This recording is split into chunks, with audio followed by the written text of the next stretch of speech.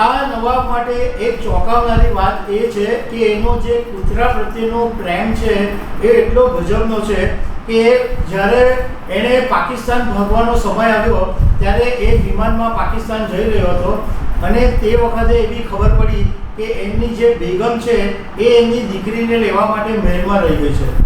તો આ નવાબ પાકિસ્તાન વિમાન સાથે ઉડી ગયો અને જતાં જતાં એમ બોલી ગયો કે બેગમ તો મને પાકિસ્તાનમાં મળી જશે પરંતુ કૂતરા મને નહીં મળે.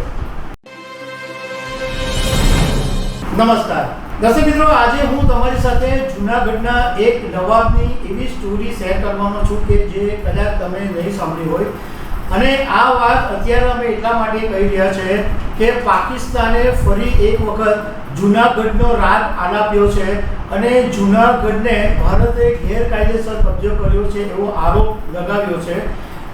એટલે અમે તમારી સાથે આ જે જૂનાગઢ રજવાડું હતું અને એક નવાબ જે હતા એના શાહી શોખ વિશે અમે તમારી સાથે વાત કરીશું. મારું નામ રાજેશ શાહ છે અને તમે જોઈ રહ્યા છો ખબર છે .com. દર્શક મિત્રો, જૂનાગઢની અંદર એક નવાબ હતા, મહાબત રસૂલ ખાન. હવે આપણો દેશ જ્યારે 15 ઓગસ્ટ 1947 આઝાદ થયો એ પછી જ્યારે ભારત અને પાકિસ્તાનના ભાગલા પડ્યા ત્યારે એવું નક્કી કરવામાં આવ્યું કે કોણ ક્યાં જાય અને એ બધું પરોજણ ચાલતી હતી.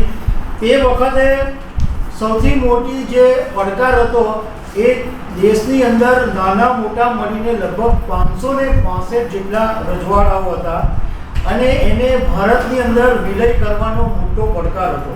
તે વખતે દેશના તત્કાલીન ગૃહમંત્રી દિવંગત સરદાર વલ્લભભાઈ પટેલે આ બીડું ઝડપી લીધું અને એમણે પોતે આ જવાબદારી સ્વીકારી લીધી. બાકીના બધા રજવાડાઓ તો ભારતમાં વિલય થવા માટે માની ગયા, પરંતુ 3 રજવાડા આડા ચાલ્યા. એમાં એક કાશ્મીર, એક હૈદરાબાદનું રજવાડું અને એક ત્રીજું જૂનાગઢનું રજવાડું. આ 3 રજવાડાએ ભારતમાં વિલય કરવાનો ઇનકાર કરી દીધો. ગૃહમંત્રી સરદાર વલ્લભભાઈ પટેલ ગાંઠે એવા તો હતા જ નહીં, એટલે એમણે ભારતીય આર્મીને મોકલી દીધી અને આ રજવાડાઓને સરેન્ડર કરાવી દીધા.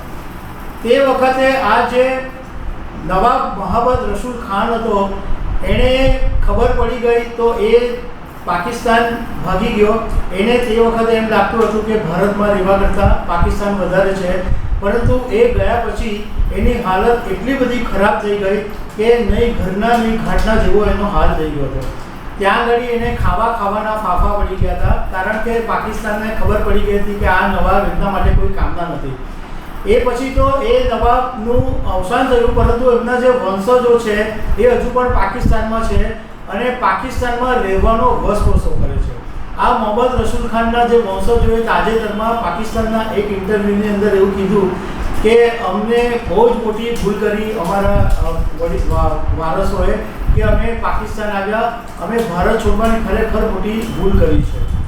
આ તો થઈ જનરલ વાત, પણ જે જૂનાગઢના નવાબ મહાબત રસૂલ ખાન હતા એના જે નવાબી શોખ હતા ને એના વિશે હું તમને ખાસ કહેવા માગું છું.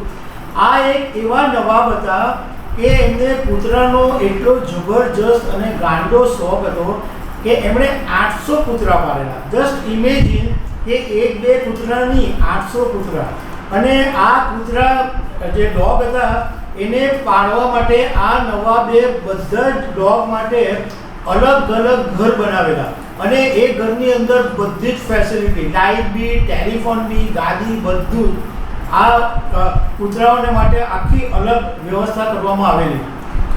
અને તમે એ વિચાર કરો કે એ જમાનાની અંદર દર મહિને એક કૂતરાની પાછળ આ નવાબ 1000 રૂપિયાનો ખર્ચો કરતો હતો. એમના જે ડોગ હોય એમાંથી ધારો કે કોઈનું અવસાન થયું તો એ ડોગને એકદમ શાહી સન્માન સાથે તમામ રીતિ રિવાજો સાથે દફનાવવામાં આવે અને એ જે ડોગ છે એના માટે એક શોખનું મ્યુઝિક પણ વગાડવામાં આવે. આ નવાબ હતા મહાબત રસૂલ ખાન. એને આ બધા કૂતરાઓમાંથી એક રોશન નામની એક ફિમેલ ડોગ હતી, એ બહુ જ પ્રિય હતી અને એ ફિમેલ ડોગને એ દીકરીની જેમ પાળતા હતા. તમને જાણીને નવાઈ લાગશે કે આ નવાબે આ જે એની સૌથી પ્રિય ડોગ હતી રોશન, એના લગ્ન એના જ એક કૂતરા બોબીની સાથે કરાવેલા. અને એ જમાનાની અંદર આ જે કૂતરાના લગ્ન કરાવેલા એની પાછળ ખર્ચો સાંભળીને પણ તમે ચોંકી જશો. એટલા ધામધૂમથી લગ્ન કરાવેલા કે કોઈ અમીર દીકરાના લગ્ન હોય એ રીતના લગ્ન આ નવાબે કરાવેલા. 1.5 લાખ લોકો આ લગ્ન સમારંભની અંદર સામેલ થયેલા. અને એની પાછળ એ જમાનામાં 9 લાખ રૂપિયાનો ખર્ચો કરેલો. અત્યારના સમયમાં જો આ ગણતરી કરીએ ને તો લગભગ 10 કરોડ કરતાં વધારે ખર્ચો થયો હોય એમ કહી શકાય. બીજું કે આ જે રોશનના નવાબે લગ્ન કરાવેલા તો રોશનને સોનાનો હાર પહેરાવેલો, મોંઘાદાટ કપડાં પહેરાવેલા અને સાથે સાથે એના સ્વાગત માટે 250 કૂતરાઓએ એક મિલિટરી બેન્ડ સાથે ગાર્ડ ઓફ ઓનર પણ આપેલું. બીજું આ નવાબ માટે એક ચોંકાવનારી વાત એ છે કે એનો જે કૂતરા પ્રત્યેનો પ્રેમ છે એ એટલો ગજબનો છે કે જ્યારે એણે પાકિસ્તાન ભાગવાનો સમય આવ્યો ત્યારે એ વિમાનમાં પાકિસ્તાન જઈ રહ્યો હતો અને તે વખતે એવી ખબર પડી કે એમની જે બેગમ છે એ એમની દીકરીને લેવા માટે મહેલમાં રહી ગઈ છે. તો આ નવાબ પાકિસ્તાન વિમાન સાથે ઉડી ગયો અને જતાં જતાં એમ બોલી ગયો કે બેગમ તો મને પાકિસ્તાનમાં મળી જશે પરંતુ કૂતરા મને નહીં મળે. તો આવા પણ શોખ ધરાવતા લોકો હતા. તો દર્શક મિત્રો, આવી અનેક વાતો સાથે અમે તમને મળતા રહીશું. Thank you very much.